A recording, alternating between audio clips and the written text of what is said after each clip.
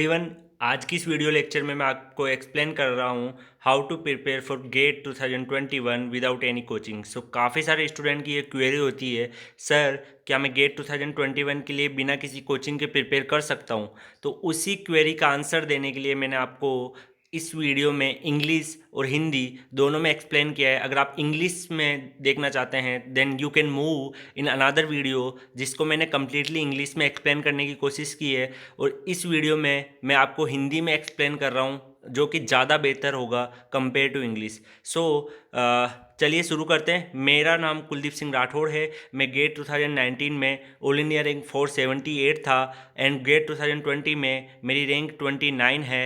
And during my second attempt में IIT Delhi में MTech भी पर्स कर रहा था और उसके साथ में दीवाने आईएएस एंड गेट चैनल पे एज ए फैकल्टी भी वर्क करता था।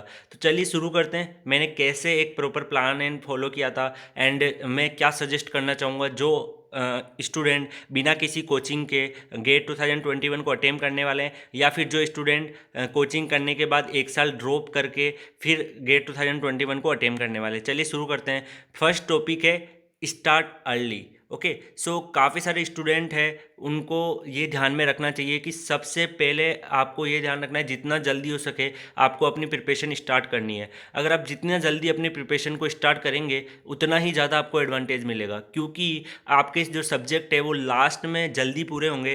क्योंकि काफ़ी सारे स्टूडेंट ऐसे होते हैं जिनके सब्जेक्ट लास्ट में अधूरे रह जाते हैं और जिसकी वजह से वो प्रॉपर रिविज़न भी नहीं कर पाते, ना वो अपना अच्छे से टेस्ट सीरीज अटेम्प्ट कर पाते हैं, यानी कि फुल लेंथ टेस्ट एंड जितने भी टेस्ट है। तो अगर आप जितना जल्दी शुरू करेंगे उतना ही ज़्यादा एडवांटेज है। आपको ये नहीं सोचना है कि मैं प्रिपरेशन लास्ट में कर लूँगा, अभी मुझे थोड़ा थोड़ा पढ़ना चाहिए, ऐसा नहीं करना है। स्टार्टिंग से ही आपको अच्छे से पढ़ते हुए जाना है। देन सेकंड है be familiar with the syllabus. मतलब आपको अपना जो सिलेबस है उसको सबसे पहले फाइंड आउट करना है। अपने सिलेबस को पहले ढूंढिए, वेबसाइट से पता करिए, देन उसके हर एक टॉपिक को समझिए एंड उसको बार बार रीड करिए। जब भी आप सब्जेक्ट को पढ़ें तो उसके सिलेबस को 5 to 6 टाइम रीड करें, क्योंकि काफ़ी जो बुक्स होती है और जो कोचिंग मटेरियल प्रोवाइड करते हैं उनमें क्या होता है कि जो सिलेबस से एक्स्ट्रा पार्ट भी काफ़ी दिया जाता है। और अगर आप इसको प्रॉपर तरीके से देखेंगे, सिलेबस को अच्छे से समझेंगे, तो जब भी आप सब्जेक्ट को रीड करेंगे तो आपको पता लगेगा कि किस तरीके के क्वेश्चंस बनते हैं और सिलेबस में कौन कौन से टॉपिक्स हैं और कौन कौन से टॉपिक्स जनरली पूछे जाते हैं।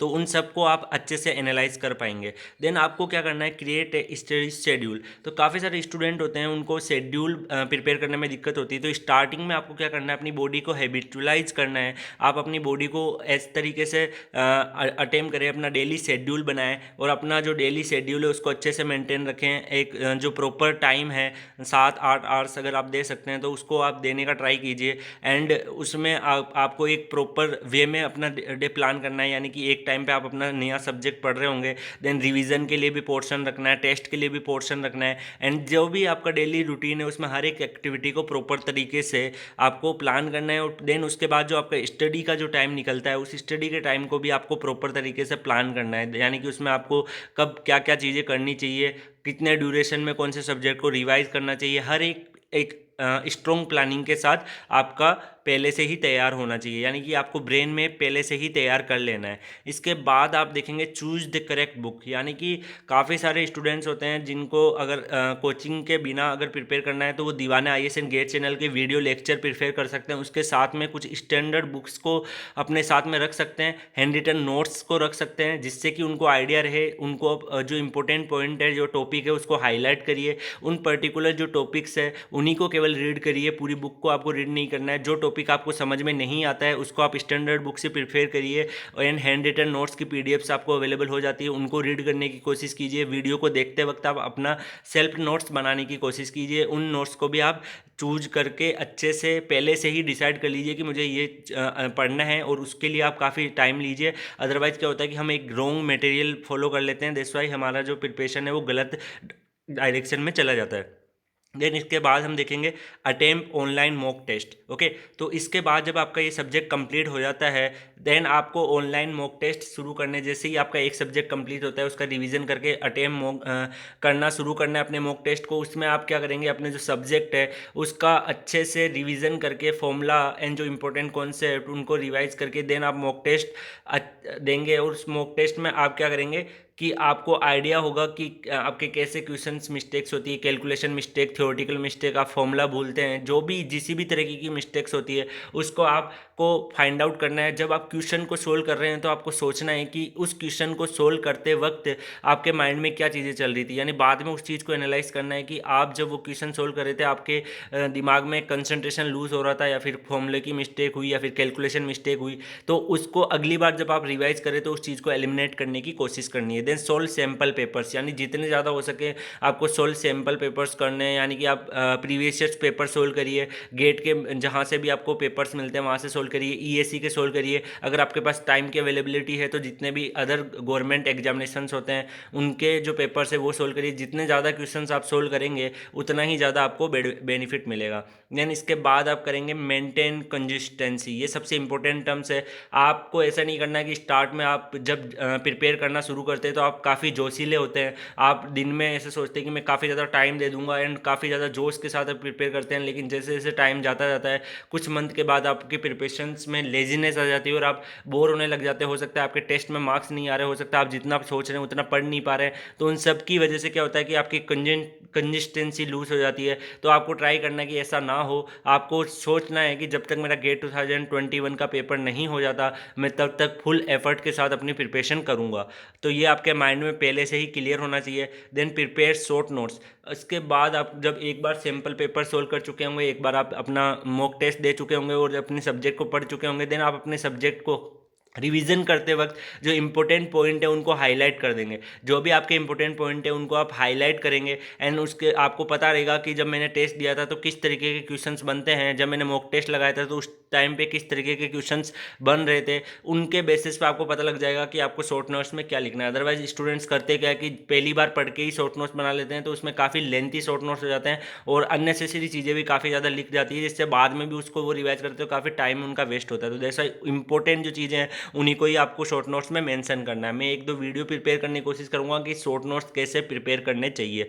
देन इसके बाद ग्रुप स्टडी काफ़ी ज़्यादा इंपॉर्टेंट है। हो सकता है कि हम जब कोचिंग के बिना प्रिपेयर कर रहे हैं तो अगर हम एक या दो स्टूडेंट हो तो हम आपस में क्या काफ़ी टाइम ऐसा होता है कि हम पर्टिकुलर किसी टॉपिक में अटक जाते हैं, हम क्वेश्चंस को सोल्व नहीं कर पाते हैं और हमारी जो कंसिस्टेंसी वो भी लूज होने लग जाती है। तो हम ग्रुप स्टडी करते हैं तो उससे हमें एडवांटेज मिलता है, क्योंकि हमारा एक कॉम्पिटिशन इन्वायरमेंट जनरेट होता है और अगर हम किसी क्वेश्चन या पेपर में अटक जाते हैं तो हमारे पास कोई होता है जिससे हम डायरेक्टली हेल्प ले सकते हैं, हम उससे डिस्कस कर सकते हैं, क्योंकि अगर आप डिस्कस करते हैं तो आप उतना ही ज़्यादा सीखते हैं। तो ग्रुप स्टडी भी काफ़ी ज़्यादा मैटर करती है। देन इसके बाद जो सबसे इंपॉर्टेंट है वो है रिवाइज रिवाइज रिवाइज। तो आपको अपने सिलेबस को जितना हो सके उतना ज़्यादा रिवाइज करना है। जितनी बार आप रिवाइज करेंगे उतना ही ज़्यादा आपको एडवांटेज मिलेगा। काफ़ी सारे स्टूडेंट एक बार पढ़ते हैं, जब उनको कॉन्सेप्ट काफ़ी ज़्यादा स्ट्रॉन्ग हो जाता है देन वो दूसरा सब्जेक्ट जब उठाते हैं तो पहले वाले सब्जेक्ट को भूल जाते हैं, देन तीसरा सब्जेक्ट उठाते हैं दूसरे को भूल जाते हैं। ऐसा नहीं है, जब आप दूसरा सब्जेक्ट पढ़ रहे हैं तब भी आप पहले सब्जेक्ट के टच में रहेंगे और पहले सब्जेक्ट के क्वेश्चंस को साथ में सोल्व करते हुए रहेंगे।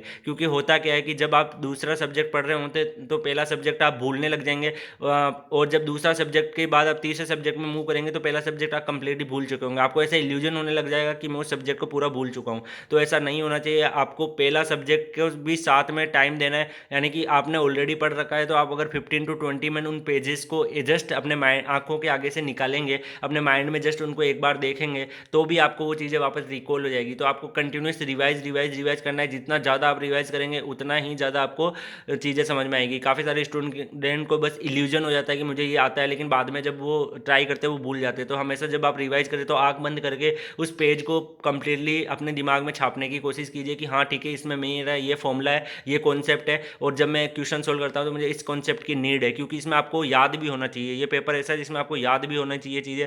Then keep your motivation and determination high. Motivation and determination को आपको हाई रखना ही है। आपका गोल जो है वो आपके इमोशंस और से अटैच होना चाहिए, यानी कि जब आप अपना गोल पूरा करेंगे तो आपको क्या चीज़ें मिलने वाली है। अगर आपको ये क्लियर रहेगा तो जब भी आप डिमोटिवेट हो उस चीज़ को आप अपने माइंड में रिकॉल करिए कि अगर मैं फेल हो जाता हूँ तो मैं क्या लॉस कर दूंगा और अगर मैं पास हो जाता हूँ तो मुझे क्या चीज़ें मिलेगी, मेरे पेरेंट्स को क्या बेनिफिट मिलेगा, मेरे रिलेटिव्स के अंदर, मेरी सोसाइटी में क्या स्टेटस डेवलप होगा। उन सब चीज़ों को आप माइंड में रिकॉल करते रहेंगे तो आपका जो ऑटोमेटिक मोटिवेशन एंड डिटर्मिनेशन बना रहेगा। तो ये सारे जो इंपॉर्टेंट टॉपिक्स है ये आपको ध्यान रखना है अगर आप बिना कोचिंग प्रिपरेशन कर रहे हैं। एंड कुछ ऐसे ही जैसे कि आप कैसे आपको पढ़ना चाहिए। मैंने ये एक प्रॉपर प्लान बनाया। अब नेक्स्ट में आपको सब्जेक्ट को कैसे पढ़ना है, इन सब चीज़ों को मैं धीरे धीरे आपको डिस्कवर करने की कोशिश करूँगा। अगर आप इस वीडियो में अच्छा रिस्पॉन्स देंगे एंड जो कमेंट में आप डिमांड करेंगे, मैं ट्राई करूँगा उन टॉपिक पे वीडियो बनाने की। तो चलिए शुरू करते हैं एंड सॉरी चलिए एंड करते हैं and thank you so much, आपने इस वीडियो को लास्ट तक देखा। होपफुली आपको काफ़ी कुछ सीखने को मिला होगा एंड जो भी आपका फीडबैक है वो बताइएगा, और जो भी टॉपिक पे आपको वीडियो चाहिए वो कमेंट सेक्शन में बताइएगा। चलिए मिलते हैं नेक्स्ट वीडियोज़ में। Thank you so much guys, best of luck, की फोकस ऑन योर स्टडी।